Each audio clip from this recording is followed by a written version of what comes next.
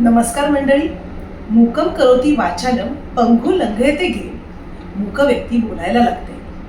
पायानी असहाय्य असलेली व्यक्ती फक्त चालतच नाही तर पर्वत शिखर अतिशय सहजरित्या पार करते.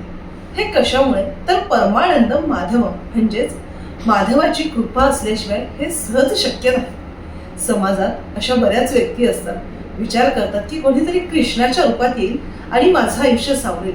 पण ह्याच समाजात काही व्यक्ती अशाही असतात की ज्या कृष्णाच्या रूपात येतात आणि समाज सावरण्यास मदत करतात. खरं तर आज आपण ज्यांना भेटणार आहोत त्या कान्हा देशातील श्रीकृष्ण रूपी अशा मीनाक्षीताईंना, ज्यांनी स्वयंदीप नावाची संस्था निर्माण केली आहे आणि ज्याला आज 20 वर्ष पूर्ण झाली आहेत. मीनाक्षीताईंना आज आपण भेटणार आहोत ते रंगगंध कलासक्त न्यास या यूट्यूब चॅनलवर. ताई नमस्कार. नमस्कार. बोलताना प्रत्येक वेळेस आठवण येते ती श्रीकृष्णाची. म्हणजेच बालपणी पोलिओचा आघात होऊ नये, श्रीकृष्णाप्रमाणेच मनातील निराशा, दुःख आणि नकारात्मकता ह्या राक्षसांचा वध करून स्वतःचा आत्मविश्वास आणि धैर्य उभं केलं. हे सगळं करणं इतकं सहज नव्हतं, पण हे कसं जमलं हे आपल्या तोंडून ऐकायला आमच्या रसिक प्रेक्षकांना नक्कीच आवडेल. नक्कीच. माझा जन्म म्हणजे माझं बालपण इतर मुलांच्या बालपणासारखं नव्हतंच. खेळणं बागडणं हा काही विषयच नव्हता. कुटुंबात आजी बाबांनी लाड करणं बंद केलं जेव्हा कळालं की मला पोलिओ झाला. पण त्या बालवयामध्ये अनेक अशा गोष्टी घडल्या आणि ते स्वीकार झाला. आणि हे सगळं करत असताना थोडं दुःख व्हायचं. एक दिवस असं झालं की आमच्या दारात एक लिंबाचं झाड होतं. ती ओट्यावर बसलेली होती आणि लिंबाच्या झाडाखाली माझ्याच वयाच्या मुली खेळत होत्या. आणि ते खेळत असताना मी त्यांना बोलली, मी पण तुमच्यात खेळू का? आणि त्यांनी मला एक शब्द सांगितला वापरला, अगं तू पांगळी आहेस, खेळू शकत नाही. आणि त्या पांगळी शब्दाचा स्वीकार करायला मला खूप वेळ लागला. मी दिवसभर रडले. संध्याकाळी बाबा आले. बाबांनी विचारलं का रडते? तर मी त्यांना सांगितलं की ती मुलगी मला पांगळी म्हटली, तर मी आता तिच्याकडे बघणारही नाही, ओट्यावरही जाणार नाही. मग बाबांनी विचार केला की आता काय, की मला चित्र काढण्याचा खूप छंद होता. बाबांनी सांगितलं, मी तुला चित्राची वही आणून दिली तर, कलर आणून दिली तर. आणि मग ते बोलता बोलता मी सगळं विसरून गेली काय घडलं ते. मला आनंद झाला तो. बाबा म्हटले, मी तुला चित्राची वही तर आणून देणार, पण मी सांगितलं तुला तसं करावं लागेल. तू ओट्यावरच बसणार, पण त्या खेळणाऱ्या मुलांकडे पाठ कर. आणि मी तसंच खेळणाऱ्या मुलांकडे पाठ केली आणि चित्र रंगवत बसले. थोड्या वेळाने बघते काय तेच मुलं पुढे येऊन बसले. बाबा उभे राहून माझ्याकडे बघत होते आणि म्हटले, बघ मी सांगितलं ना, ज्या गोष्टीचं आपल्याला दुःख होतं त्याच्याकडे पाठ फिरवायची म्हणजेच आपलं जीवन चांगलं होतं. आणि मग ते सत्य स्वीकारायला सुरुवात झाली सगळ्या गोष्टींची. तुमच्या वडिलांचीच पॉझिटिव्हिटी तुमच्यात उतरली. त्यानंतर जे माझे वडील जे सांगायचे ना, ते सकारात्मक गोष्टी सांगायचे. त्यानंतर काय झालं की शाळेत जायला वयाची 6 वर्ष सुरू झाले. सगळ्या माझ्या बरोबरच्या मुली शाळेत जायला लागल्या. वडिलांना हृदयाचा त्रास होता, त्यांना उचलणं शक्य नव्हतं. आणि ते खेड्यावरच्या जे गावाच्या थोड्या अंतरावर कामाला जायचे. जे सकाळी 6ला जायचे, रात्री 10ला यायचे. त्याच्यामुळे त्यांना तर शक्यच नव्हतं, आईला शक्य नव्हतं. माझ्या पाठीवर 2-2 वर्षांनी असे आम्ही 5 भावंड, सगळं आई मागे पसारा होता. आणि आजी बाबा. आणि आजी बाबांना शाळेचं नाव काढलं तर आजी सांगायची कुठे मास्तरी होणार. आणि मग अशी तोट्यावर बसलेले असताना आमच्या शाळेचे जिल्हा परिषदचे जे गुरुजी होते, परदेशी गुरुजी म्हणून, ते रस्त्याने जात होते. त्यांनी मला बघितलं, ही मुलगी शाळेत येत नाही. माझ्या कुटुंबाशी बोलले, आई बाबांशी बोलले. त्यांनी फक्त गुरुजींनी सांगितलं म्हणून त्यांनी माझं नाव दाखल केलं. पण मला शाळेत जायला भेटलं नाही. मी अगदी घरी बसून अभ्यास करायची, ते घरी येऊन मला शिकवायचे. अशा पद्धतीने 1ली ते 4थी शिक्षण, वर्गात 1ली यायची, अशा पद्धतीने शिक्षण सुरू झालं. वडिलांचं आणि शिक्षकांचं योगदान खूपच महत्वाचं होतं पहिल्याच्या. म्हणून तुमच्याशी बोलताना असं जाणवतं की यदा यदा ही धर्मस्य असं म्हणत संभव आम्ही युगे युगे युगे असं म्हणणारा श्रीकृष्ण येईल अशी वाट न बघता स्वतः श्रीकृष्णाचं रूप व्हावं, उभं राहावं आणि काम करा. हाही एक जे तुम्ही विचारलं की कोणाची वाट न बघता, हाही माझा बाबांचा एक शब्द होता. एक वेळा काय झालं, आमच्या घराला 4 पायऱ्या होत्या. आणि दिवाळी होती, तर आत्याची मुली रांगोळी काढत होती खाली, आणि मला तो छंद होता की मी पण रांगोळी काढ, पण खाली उतरता येत नव्हतं. आई बाबा सगळे घरात असताना विचार केला, धडपडत खाली उतरली, म्हणजे 2 पायऱ्यांपासून डायरेक्ट खाली 4-4थ्या पायरीवर गेली. पण काही नाही, सावरलं आणि रांगोळी काढायला लागली. मग रांगोळी काढली वगैरे झाली, छान आनंदात रांगोळी काढली गेली. पण त्या पायऱ्या पुढे चढता येत होत्या. बाबा समोर उभे होते, आजोबा बाजूला होते. मला राग येत होता की बाबा समोर उभे राहून सुद्धा मला उचलून पायरीवर बसत नाही. तर हे म्हणजे मला प्रचंड राग येत होता, त्यांचा आजोबांचा येत होता आणि बाबांचा येत होता. आणि रागात माणूस काही करू शकतो ना, तसं मी रागात त्या 3 पायऱ्या कशी चढून गेली 3-4 मला समजलंच नाही. घरात सरकत गेली आणि मग बाबा जवळ येऊन बसले आणि म्हटले, आज मी समोर होते, माझ्याकडे अपेक्षा करून तू बघत होती, त्या कोणीच नसेल तर. म्हणजे अगदी लहानपणापासून प्रयत्न केले पाहिजे म्हणून मी तुला मदत केली नाही. बाबांचा जो शब्द होता, स्वतः लढायला शिक, ते थोडे दिवस जगले पण खूप काही गोष्टी देऊन गेले.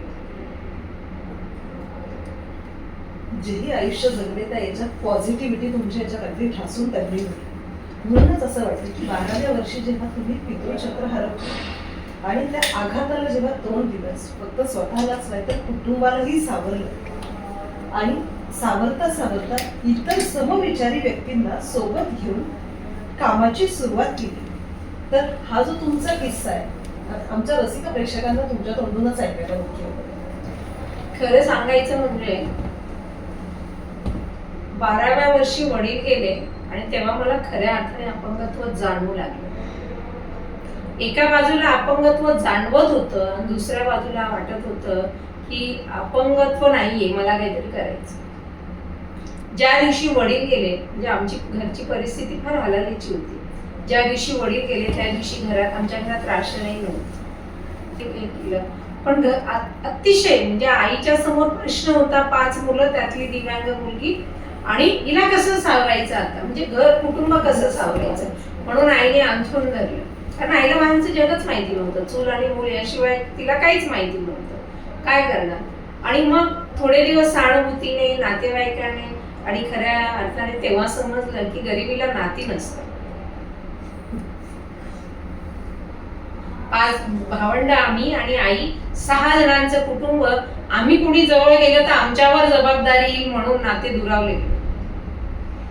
आणि कदाचित मी आजही त्यांचे आभार मानते, कदाचित ते तेव्हा दुरावले गेले नसते, त्यांनी आम्हाला जवळ केलं असतं तर आता आम्ही हातपाय हलवू शकले नसते असं मला वाटतं. आणि घरात जेव्हा भूक जाणवायला लागली तेव्हा वाटलं की आता काहीतरी केलं पाहिजे, पण करणार काय. तेव्हा अडथळ्यात पडलेली शिलाई मशीन मला दिसली. आणि परमेश्वराने एखादी प्रसाद अचानक आपल्या हाती ठेवावा असा मला आनंद झाला. त्या मशीनला भावाच्या साह्याने खाली उतरवले, तिच्यावरची धूळ पुसली, तिला दोरा लावला आणि जुन्या कपड्यांवर एक टीप मारून बघितली. आणि ती टीप मला मारता आली याचा प्रचंड मला आनंद झाला.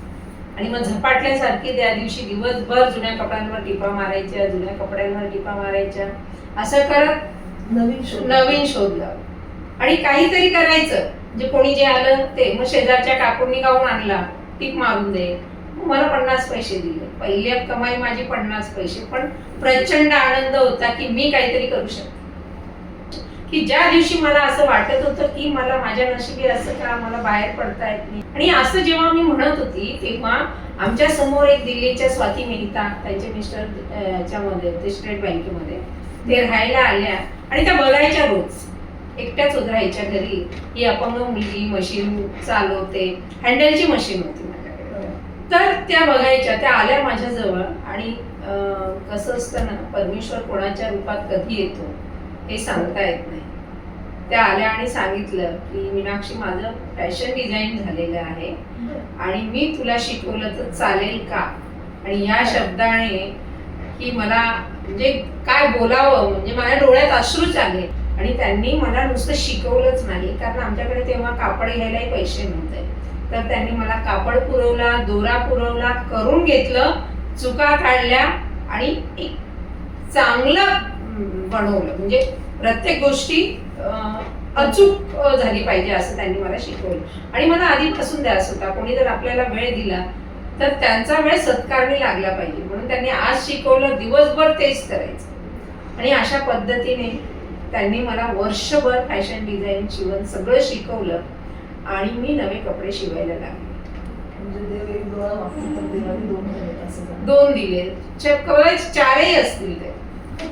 आणि मग एकच ध्यास लागला की कुटुंब सावरायचं. मग त्याच्यानंतर रात्रीचं कोणी सांगितलं पोचळून दे, कोणी सांगितलं मिरच्या हे करून दे, असे अनेक उद्योग केले. कामं घेऊन जेव्हा माझ्याकडे समाज यायला लागला तेव्हा मग ह्या ताई चांगल्या शिकतात, मग त्यात एक तिने दुसऱ्याला सांगायचं, तिने तिसऱ्याला सांगायचं, हा माउथ पब्लिसिटी असं सगळं व्हायला लागलं. आणि मग तशीच एक दिवस माझ्याकडे एक दिव्यांग मुलगी आली आणि ती सांगितलं की ताई मला शिकवशील का. ती गुडघ्यावर हात ठेवून चालत होती आणि मला सीमाताईंचा शब्द आठवला की मी एक वेळा त्यांना बोलली होती, ताई मला असं वाटतं, तर लहानपणापासून मला असं वाटतं की काहीतरी थोडं तरी कोणाला तरी दिलं गेलं पाहिजे. आणि ऋण फेडणं म्हणतो आपण, तर फेडू नाही शकत कुणाचं ऋण. त्यांना वाटलं की मी पहिली कमाई ब्लाऊजची केली, गुरुदक्षिणा म्हणून मी तुम्हाला देते. तर त्यांनी म्हटलं तुला खरंच मला गुरुदक्षिणा द्यायची असेल तर एक कर, तुझ्यासारख्या अनेक मुलींना तू शिकव, ही खऱ्या अर्थाने गुरुदक्षिणा. मग तसंच 1994 पासून आज राज फॅशन डिझाईन मध्ये विधवा आणि अपंग मुलींना मोफत प्रशिक्षण दिलं जातं. ही त्यांची गुरुदक्षिणा माझ्या शेवटच्या श्वासापर्यंत मी समाजाला देण्याचा प्रयत्न. मग अशा किती मुली आज आपल्या याच्यात शिकल्या? अनेक आतापर्यंत अनेक मुली शिकून गेल्या, अनेकांचे संसार उभे राहिले. म्हणजे अनेक मी सांगते काय तरी 2000च्या पुढे तरी महिलांचे संसार आणि उभे राहिले शिलाईच्या मशीन. खूप छान. म्हणजे प्रशिक्षण दिलं, त्यापासून वस्तू तयार झाल्या, मग त्या वस्तूंचं करायचं काय? प्रशिक्षण एक मुलगी आधी आली माझ्याकडे, तेव्हा माझ्याकडे एकच मशीन होती. आणि त्यानंतर शेजारचे काकू, आमच्या शेजारी चोप्रा सर म्हणून राहतात, तर त्या चोप्रा काकूंनी मला प्रचंड मदत केलेली. तर त्या माझ्याकडे शिवण घेऊन यायच्या आणि त्या अर्जंट पाहिजे, काकू मला हँडलची मशीन आहे आणि खूप जास्त स्पीड नाही. मग त्यांनी लक्षात घेतलं आणि त्यांनी मला मोटर बसवून दिली पहिली त्यांनी. आणि मग तसं शिवण सुरू झालं. 14 वर्ष आधी कुटुंब सावरलं. 2 भावांचे लग्न केले, 2 बहिणींचे लग्न केले, दोघी भावांना नोकरी लागली आणि त्याच्यानंतर त्यांना मी हात जोडले आणि सांगितलं एक कुटुंब उभं राहिलं, आता मला समाजामध्ये कुटुंब उभे करायचे. आणि दोघी भावांनी मान्यताही दिली आणि त्यांनी सांगितलं की आम्ही तुझ्या पाठीशी आहे, कारण कुटुंब जोपर्यंत पाठीशी नसतं तोपर्यंत माणूस काही करू शकत नाही.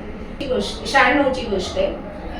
सिव्हिलला कारण काही सवलती घेण्यासाठी डॉक्टर सर्टिफिकेट लागतं आणि डॉक्टर सर्टिफिकेट घेण्यासाठी सिव्हिलला जावं लागायचं. सिव्हिलला जेव्हा गेले त्या दिवशी, तेव्हा बुधवार असायचा, भावाने पाठीवर घेतलं आणि सिव्हिलला नेलं मला. सिव्हिलला इथून तर जिना चढला, तिथून जिना उतरायच्या वेळेस उतरल्यानंतर कळालं की तिथे रिक्षाचा संप आहे. तिथून पाठीवर घेऊन सिव्हिलला गेले. सकाळी 9:30 पासून तर संध्याकाळपर्यंत दिवसभर दिव्यांगांची संख्या बघितली. कोणी अंध, कोणी अपंग, कोणी मूकबधीर, कोणी पालकांनी पाठीवर आणलेलं, कोणी कसं कंडिशन मध्ये सकाळपासून त्या वेदना बघत. कारण तोपर्यंत मला एवढे दिव्यांग बाहेर असतात माहिती नाही. स्वतःचं दुःख खूप मोठं वाटतं ना 4 भिंतींमध्ये असलं तर. तिथे गेल्यावर करा की अरे हे खूप काही मोठं आहे. आणि संध्याकाळचे 5:30 वाजले आणि शिपायाने निरोप पाठवला की आता डॉक्टर सर्टिफिकेट देऊ शकत नाहीये, आता आले आणि पुढच्या वारी या तुम्ही. आणि माझा तोल गेला. दिवसभरचं ते साचलेलं असतील, वेदना असेल किंवा एक नवीन क्रांतीची सुरुवात असेल असं. तर मला भावाने दारातच बसवलेलं. सर्जन सर, मराठी सर म्हणून मध्ये गेले आणि बाहेर आले. बाहेर येतानाच मी त्यांची पॅन्ट पकडली. त्यांना प्रचंड रागही आला आणि ते मध्ये गेले आणि शिपायाला म्हटले एक सर्टिफिकेट लिहून देतो, या मुलीचं दे, ही जास्त आरडाओरडा करते आणि बाकीच्यांना सांग नंतर. शिपायाने ते सर्टिफिकेट आणलं आणि ते जायला लागले आणि म्हटले बाकीच्यांना सांगितलं शिपायाने की तुम्ही पुढच्या वेळेस या. तर मला ते मान्य नव्हतं. बघितलंच मी ते माझं सर्टिफिकेट फाडलं आणि सरांच्या अंगावर फेकून दिलं. मला हे सर्टिफिकेट नव्हतं आणि जोपर्यंत माझ्या या सगळ्या दिव्यांग बांधवांना सर्टिफिकेट मिळत नाही तोपर्यंत मी शांत बसणार नाही. आणि माहिती नव्हतं काय करणार, कायच नाही. फक्त एक राग होता आणि त्या रागाची एक मोठी चेतावणी होती. देऊन आली. 2-3 दिवस झाले आणि त्या वर्षी 1999 किरण देशमुख म्हणून रोटरीचे अध्यक्ष होते. त्यांचं एक पहिला अध्यक्षपद होतं. नवीन दिव्यांगांसाठी काहीतरी वेगळं करायचं म्हणून त्यांनी केलं की दिव्यांगांसाठी आपण काय करू शकतो. आणि त्यांना सांगितलं की तुम्ही रोटरीच्या माध्यमातून हे दिव्यांगाचं सर्टिफिकेट करून द्या.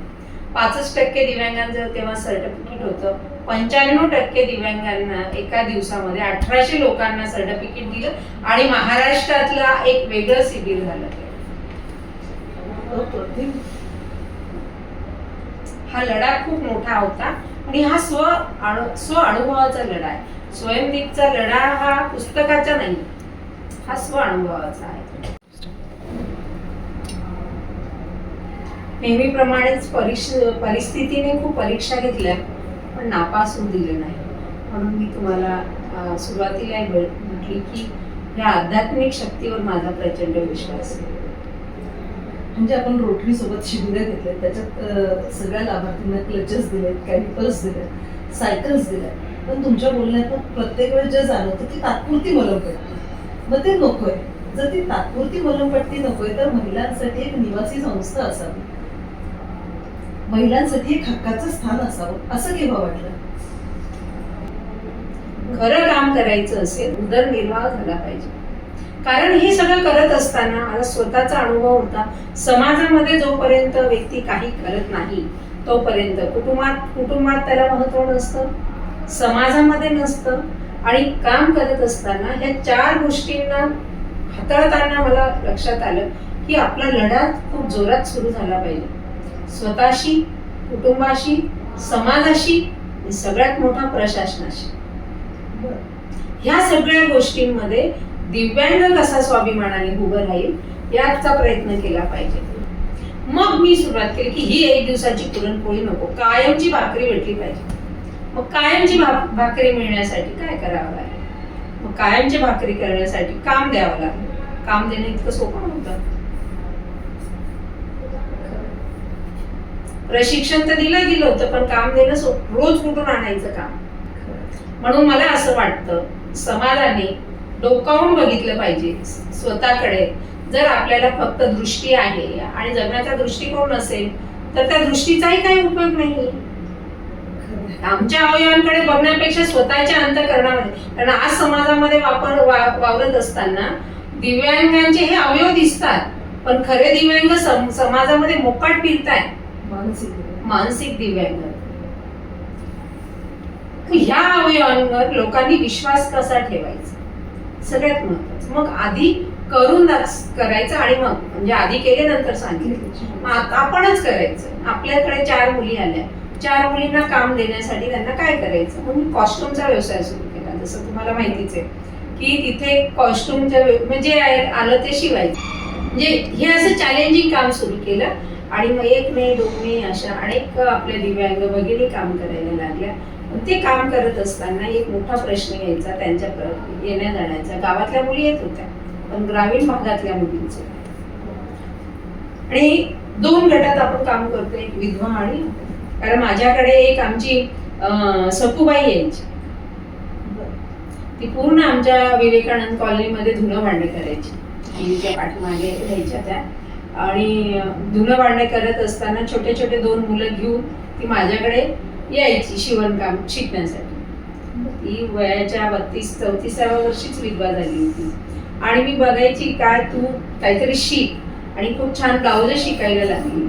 आणि जेव्हा तिने पहिलं ब्लाऊज वगैरे शिवलं आणि तिला तिचा स्वाभिमानाने मला जे काम मिळाले ते पैसे, तिला खूप आनंद झाला. आणि ती म्हटली की ताई, मी माझ्या मुलांना चांगलं शिकवू शकते का? आणि आज तुम्हाला खऱ्या अर्थाने असं सांगावंसं वाटतं की तिचा एक मुलगा इंजिनिअरिंग झालाय, मुलगी शिक्षिका झालीये आणि खूप छान वेल सेटल झाले. म्हणजे ह्या मशीनने आणि कात्रीने फक्त कापायचंच काम नाही केलं, पण जोडायचंही काम केलं. डोकं जोडल्याचं, समाज सावरण्याचं, कुटुंब जोडलं गेलं, समाज सावरला गेला. म्हणून माझं प्रेम म्हणतो ना आपण, म्हणजे मला बरेच पत्रकार याच्यामध्ये, तुमचं कधी असं कोणावर प्रेम नाही झालं का? माझं प्रेम माझ्या कामावर झालंय, माझ्या मशीनवर झालंय, माझ्या प्रत्येक कामाच्या गोष्टींवर झालेलं आहे. म्हणजे जसं श्रीकृष्णाने अन्यायाविरुद्ध आवाज उठवला, तुम्ही दिव्यांगांच्या सर्टिफिकेट बाबत मला तर असं वाटतं ते सर्टिफिकेट फाडलं आणि त्या प्रशासकीय अधिकाऱ्यासमोर त्याचा खरं म्हणजे सुदर्शन चक्र म्हणूनच वापर केला गेला. आणि तुमच्या बोलण्यातून असं जाणवलं की माझी जी दुःख आहेत ती स्वतः मी निर्माण केली. पण मला तरी तुमच्याशी बोलताना असं जाणवलं नाही की ते क्षितिज तुम्हाला खुणावत होते आणि त्या क्षितिजांचा तुम्ही विस्तार करत गेला, ते क्षितिज विस्तारत गेला. दुःख निर्माण नाही केले, अडचणी निर्माण केल्या. की माझ्याकडे 2 मशीन होत्या, तर मला 10 मशीन करायच्या होत्या. मग त्या 10 मशिनीसाठी मला जो लढा द्यावा लागला, त्या अडचणींना सामना करावा लागला. म्हणून बरेच जण म्हणतात तुम्हाला खूप अडचणी आल्या, पण काही अडचणी माणूस स्वतःच निर्माण करून घेतो, तशा त्या अडचणी असतात. दुःख देणारा आहे, निर्माण करणारा तो आहे. पण प्रत्येक वेळी मला वाटायला परमेश्वरच्या रूपाने वेगवेगळी माणसं भेटली. आणि तो एक लढा झाला, एक युनिट सुरू होतं. ते युनिट सुरू असताना लक्षात आलं की ग्रामीण भागातल्या महिला दिव्यांगांसाठी काय. मग स्वयंदीप हा विचार होताच, कारण स्वयंदीप हे नाव 4थीला असताना विवेकानंदांचं मी पुस्तक वाचलं होतं, स्वयंदीप हो, आणि तेव्हापासून मला स्वयंदीप नाव आणि त्याचा अर्थ समजला होता. स्वयंदीप सुरू करायचं तर होतं, पण एक चॅलेंजिंग असं होतं की स्वतःची परिस्थिती तशीच आणि तशाच दिव्यांग मुलींना सांभाळणं हे प्रत्येकाला विचारल्यानंतर सांगायचे की अशक्य, हे करू नका. पण मला अंतर्मन सांगत होतं की तुला करावंच लागेल. आणि मग एक दिवस माझ्याकडे एक अंध मुलगी 22 वर्षाची आणि तिचे वडील घेऊन आले. ते घेऊन आल्यानंतर त्यांनी मला विचारलं की माझ्या ह्या अंध मुलामुळे सुदूर मुलाचं लग्न जमत नाहीये, हिला कुठे टाकता येईल का? आणि पहिला शब्द वापरला त्यांनी दर्ग्यात, स्टेशनला आणि माझ्या अंगाला शहारे आले. एक 22 वर्षाची अंध मुलगी आणि पालक बोलता येईल दर्ग्यात टाकता येईल का? मग आत्ताच मीनाक्षी तुला काहीतरी निर्णय घ्यावा लागेल. आणि मग निवासी संस्थेत कोणी किती काही सांगितलं तरी करायचं जातं. कुटुंबाचा विश्वास संपादन केला. त्यांना सांगितलं की एका दिव्यांग महिलांना जर खरंच अस्तित्व, स्वाभिमान हे सगळं जर जपायचं असेल आणि मलाही माझ्या जीवनाचं सार्थक करायचं असेल तर मला आता कुटुंबात न अडकवता कुठेतरी सेवा करण्यासाठी सोडा.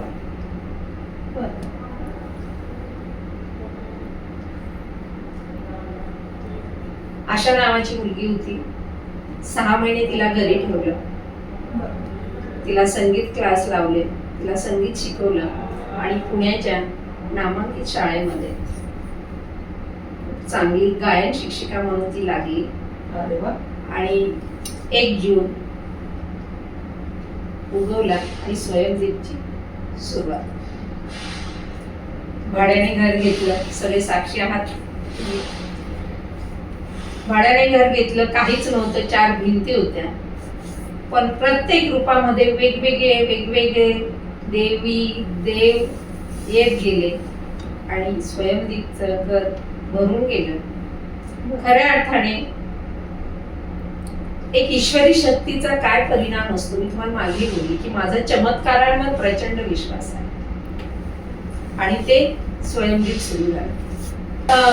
आमचं युनिट चालू असताना जिल्हा उद्योगच्या सरांनी तिथे व्हिजिट केली आणि त्यांचा नवीनच काहीतरी PR आलेला होता, सामूहिक प्रकल्प त्यांना द्यायचा होता आणि तिथे त्यांनी भेट दिली. म्हटलं की क्लस्टर एक योजना आहे आणि आम्ही तुम्हाला ॲडव्हान्स मशिनरी वगैरे देऊ, तर या योजनेमध्ये तुम्ही बसताय, तुमचा फॉर्म वगैरे भरून घेतो. त्या अनेक मीटिंग, अनेक अडचणी, सगळं झालं.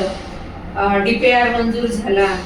DSR साठी पुढचे प्रयत्न सांगितले, जागा पाहिजे. पुन्हा MIDCच्या फेऱ्या सुरू झाल्या. MIDCने तिथे जळगावला जागा दिली आम्हाला. तिथे गेल्यानंतर इथे आली, जागा पाहिली तर पूर्ण नाल्याची जागा होती. 2-3 दिवस झाले कलेक्टर साहेब काहीतरी कामानिमित्त भेटले. झालं, जागा मिळाली म्हणते. मग काय, नाल्याची जागा आहे. आणि ठीक आहे, नाला भरून टाक. त्यांच्या सहकार्याने नाला भरला गेला. बरं. कामाला सुरुवात झाली. अर्धवट सगळं भिंती, सगळा कचरा पडलेला आणि मशिनरी टाकून दिली उघड्यावर, वरती चप्पर नाही. बरं. लाखाच्या मशीनी उघड्यावर पडलेल्या, काहीच माहिती नव्हतं. आमचं घोडं आणलेलं होतं 10% जी असते, म्हणजे 10% ज्या महिलांनी भरायची रक्कम असते, 1 कोटीची कष्ट असेल तर 10 लाख रुपये दिले गेले पाहिजे. आमची परिस्थिती अशी होती ती खिशात 100 रुपये नव्हते, अशी कंडिशन. आणि हे सगळं करत असताना सकाळीच मोकळे दादांना फोन केला, दादा कुठे आहेत तुम्ही? आणि 40 गावला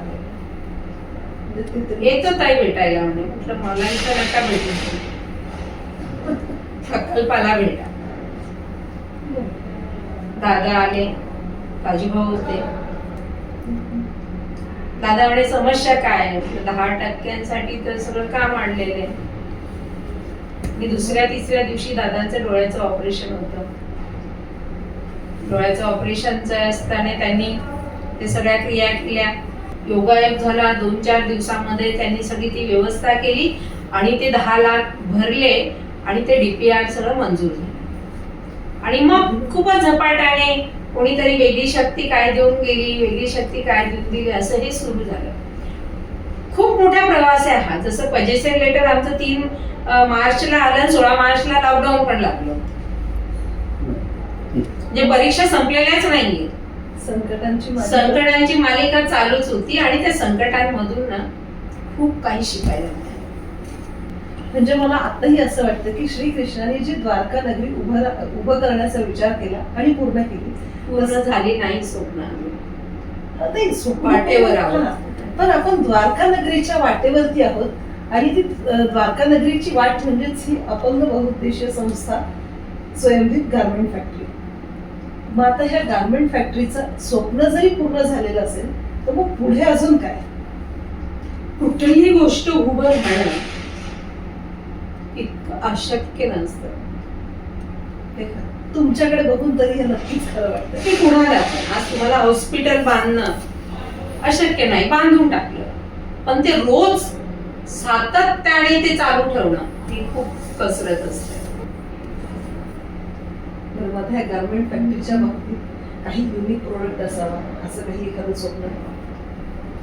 आता सध्या तर ती चालू राहावी यासाठी समाजाला आमची अशी विनंती आहे की कुणी शाळेचे युनिफॉर्म असतील तर कुणी कंपनीचे असतील, जे काय असेल, बॅग असेल, पिशव्या असेल, हे सगळं रण होत राहावं आणि दिव्यांगांच्या हातांना, गरजूंच्या हातांना काम मिळावं. सतत ही तारेवरची कसरत आपण समाजाशिवाय नाही होऊ शकत. संवेदनशील समाजाची, कारण माझ्या वाटेला संवेदनशील समाज भेटला म्हणून मी आज इथपर्यंत आली. पण अशाच अनेक मीनाक्षी जे आहेत त्या वाटेने येऊ पाहत आहे. त्यांना समाजाची गरज आहे आणि समाजाला माझी एकच विनंती आहे की तुम्हाला खरंच काहीतरी द्यायचं असेल तर आम्हाला काम द्या.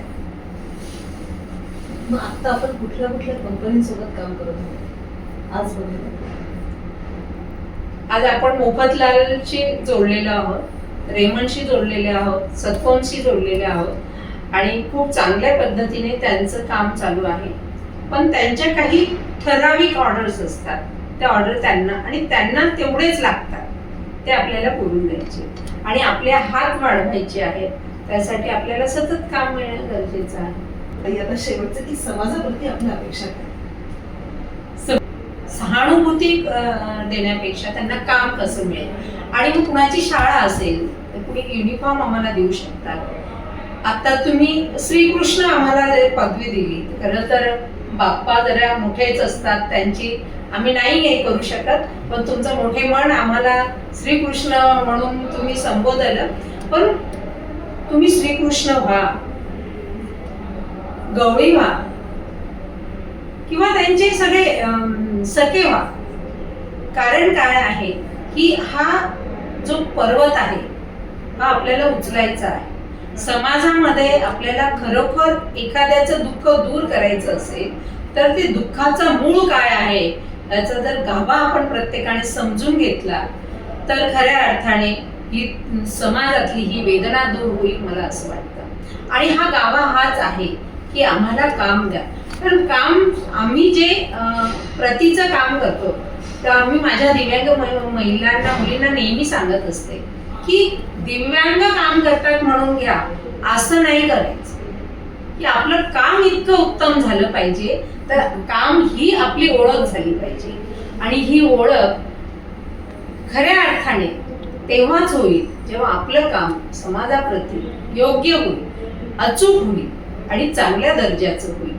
कारण तुमच्यासारखे अनेक हाताला हात जोडले गेले म्हणून आम्ही इथपर्यंत आलो. यापुढेही तुमच्या सहकार्याने जाणार आणि हीच माझी समाजाकडून अपेक्षा आहे. खरं तर आज तुम्ही इतकं छान आम्हाला बोलतं केलं आणि रंगगंध यूट्यूब चॅनलने ही एक संधी दिली समाजापर्यंत पोहोचण्याची. त्या रंगगंध यूट्यूब चॅनलचे मी मनापासून आभार. नंदाजी, तर हा जगन्नाथाचा रथ ओढण्यासाठी आपल्या सर्वांची मदत आम्हाला नक्कीच अपेक्षित असेल. धन्यवाद.